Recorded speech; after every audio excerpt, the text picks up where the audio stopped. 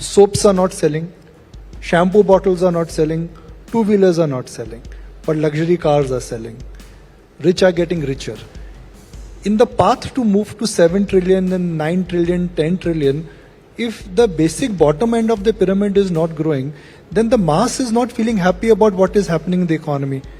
So why is that everybody is excited about India's growth, but the reality is, yesterday we got a headline from Godrej Consumer. They are saying sabun nahi bik raha hai. We got a headline from Marico saying that soap, hair oil nahi bik raha hai. So what is happening? So this is the financial analyst talk. Focusing on what is not working. We economists would not work on policy unless we are optimists. So I look at what is, the hand that's going up.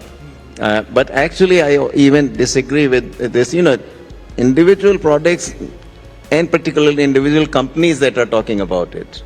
They may have their special issues. Question is, what is the aggregate of what is happening? There I don't see any K. Because as we have grown, again, the last 20 years experience, as we have grown, we have lifted all the boats. The poverty actually, which was, removal of poverty, which was our objective from the Nehru period, from 1950s. If you go back, read Nehru's Discovery of India, 1945 is writing, that what I want to do is overcome India's appalling poverty.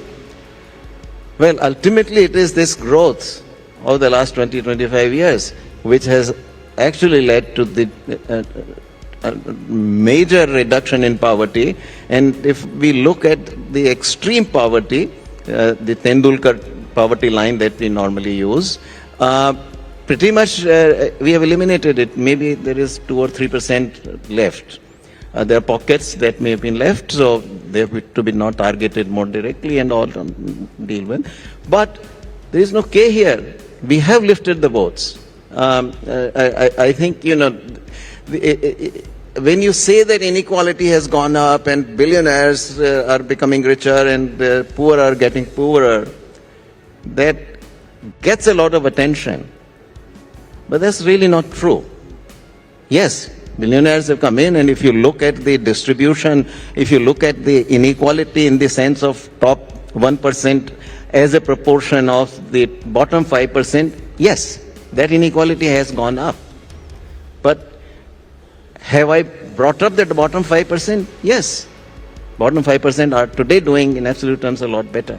That to me, any day is far more important than the inequality which is brought into the discussion as the red herring. Current slowdown is quarterly slowdown, and I also agree with the minister on that, I also don't look, like many of our financial analysts, which include economists as well, think that, you look at a single, any observation comes in, oh goodness, what has gone wrong? Sir, aisa mat karo. I think you'll put 18 hours out of job. We have to look at quarter to quarter. Yeah, you see, this is the problem. My job is not 18-hour job. So I think, we should be reading something into the quarterly growth decline. But on the whole, I like to wait and see what happens over the at least entire year. There are good reasons. You can explain why this slowdown happened.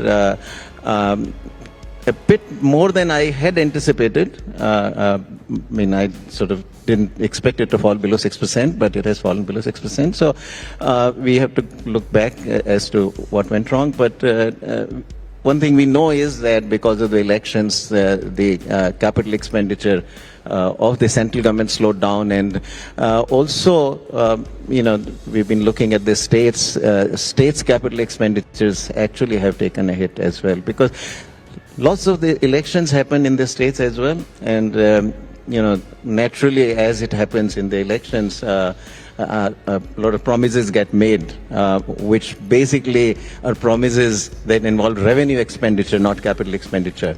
And when those promises then begin to be delivered, that cuts into the capital expenditure.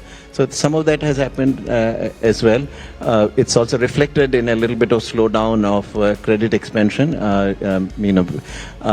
It's still well into the double digits, so credit expansion rate is not that bad, but it has fallen from something like 18-19% to about 13-14%. So it's reflected there. But fundamentals of the economy are absolutely solid. We have weathered the COVID crisis, was a major one, and recovered out of it actually with flying colors. So I expect us to return to the at least about 7% growth. I think we also need to do something more to get to the Viksit Bharat 2047. So I think it's, in 10 years' time, things are going to change dramatically. So if I have to, let's say, crystallize a headline from you, before the turn of this decade, for India's GDP, what is the most optimistic number according to you, and what is a realistic and what is a conservative number for India's GDP before the turn of this decade, 2030? This is like in 10 years. Right? Turn of this decade, we went 24 by 2030. But 2030 will certainly be would be well past the third. So we would have crossed that for a while. So certainly conservative, I would say 7 trillion, 6.5, 7 trillion. Really aggressive, I would say 9 trillion. It's doable. Because, a lot of the pieces are in place. If we do a few more reforms that are pending, I think we can accelerate. So certainly we ought to, if we undertake a few more reforms, we can beat easily the 10% in current dollars by a couple of percentage points, get to 11, 12. That'll get us to, somewhere between 9 and 10 trillion by the beginning of the 2030s decade.